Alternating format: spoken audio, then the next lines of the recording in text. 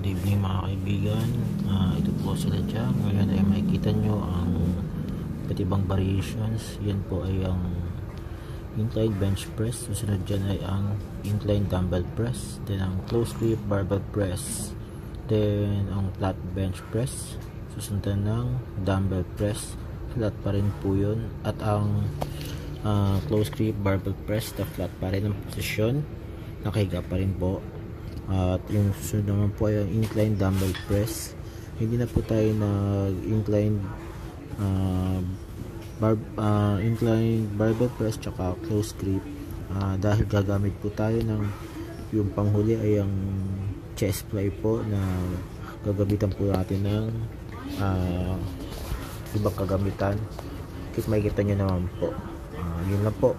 Nawa po ay makakuha po kayo ng tip dito para po sa mga kung plano nyo pong mag-workout sa bahay.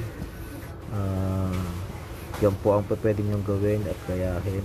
3 reps po, 12 3 sets po, 12 repetitions. Yun lamang po. Marami pong salamat and God bless.